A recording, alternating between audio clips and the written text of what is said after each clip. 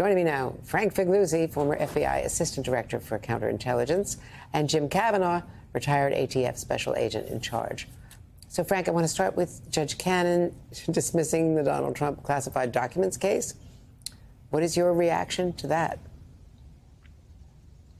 Surprised, but not surprised, Andrea. Yeah. I think we've now confirmed that Judge Cannon has had an agenda that is inconsistent with being a finder of fact and someone who applies the law. I think we're headed toward clearly an appeal that will likely get her removed so that we can move forward with these cases. As someone who led counterintelligence for the U.S. government, led espionage cases, led mishandling of classified information cases, I'm dismayed by this because it really puts on hold all the good cases, the good work that's going on.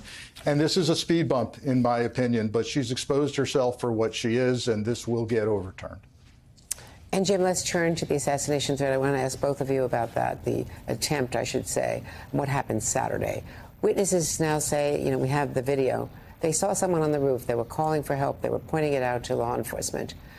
Who should be responsible for that oversight? Could have been fatal. The Secret Service, the Secret Service is responsible. And, any talk that it should have been the state police or local police, it's wrong. You can't delegate the responsibility. You can delegate a task or ask for assistance. And no police force, no sheriff, no troopers, no township or city police will refuse a reasonable request from the Secret Service to put a couple of uniformed guys on top of that roof prior to the event. I've been on many of these. That's the way it works. Everybody works together. And the Secret Service is just got to say, hey, Chief, can you put a couple of guys up on the roof during the when we have our protectee out front? Sure, we'll be glad to. You can't lay it off on the state police. And look, the Secret Service, and I know Frank agrees with me, they're a first-class agency. I love them.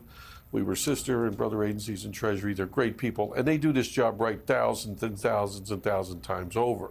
In this one time, they didn't. At least left a boom before the first shot. They didn't have the people in place.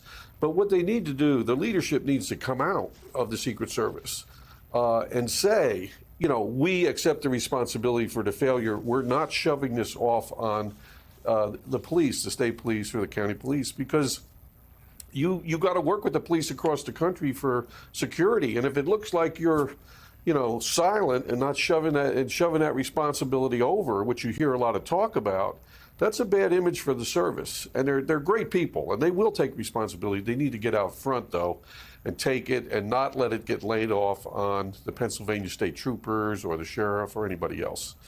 That's the first thing. The second thing, they did everything great right of that first shot. I mean, the counter sniper, he killed the assassin. And that guy could have kept shooting into the huddle, the Secret Service huddle, with the former president in the middle. He could have killed those agents and the former presidents, because those rifle rounds would go right through both. They secured him. They got him down. They cleared the way to the armored vehicle. Great job. I do think for anybody who's under protection should learn a lesson here. You don't want to be a meerkat, no matter how pumped up you are and excited that you survived and your followers, and pop your head up making cheers and fist bumps, because there could be another sniper, or the sniper could not be totally down and you could get a headshot. So what you got to do is get low, listen to the Secret Service, stay low, get in the armored vehicle and get away. And don't let your emotions overtake you, because, we don't want anybody to get injured. The law enforcement doesn't. So other than that, other than, the former president popping up a few times, which you can understand his excitement, but, I mean, it's better not to do that, because you're trying to save his life. No, those are very good prescriptions. And I just want to posit, I've worked with the Secret Service as a reporter and had personal experiences that go back to 1976, and they are the gold standard internationally and nationally. So there's no question about that. That doesn't mean that something can't go wrong. It certainly did in 1981, and it did in 1963. Frank, you were on a call yesterday with the FBI and the Attorney General. What will the FBI now be looking for? What can they learn from the cell phone, perhaps? Yeah, that is the focus right now, they told us, of the investigation is the shooter's cell phone. And my sense from that is that they might be having some difficulty getting into the phone. In other words, it might be password protected, and they might be having an issue breaking that password or getting it from family members or guessing. They have ways to do this, but don't be surprised if this actually delays their access to the cell phone. I think some Americans think, oh, the FBI's got the backdoor key into everybody's passwords and phones. They clearly do not, and so we should be watching how long this takes. There were suspicious devices, they told us, found in the subject's vehicle. Those have been rendered safe and sent to the FBI lab in Quantico, Virginia. They quickly, and this is kind of impressive, they quickly took the deceased shooter's fingerprint, DNA, that helped to identify them. They're poring over the house, doing hundreds of interviews.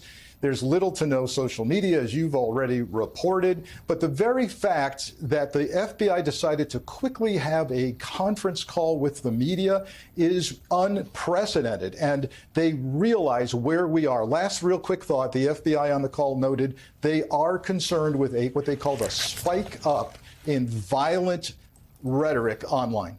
Hey there, MSNBC fans. I'm Luke Russert, and be sure to join me, Rachel Maddow, Jen Psaki, Lawrence O'Donnell, Steve Kornacki, Joy Reid, and many more September 7th in Brooklyn, MSNBC Live Democracy 2024. Click on the link for ticket information. We will see you there.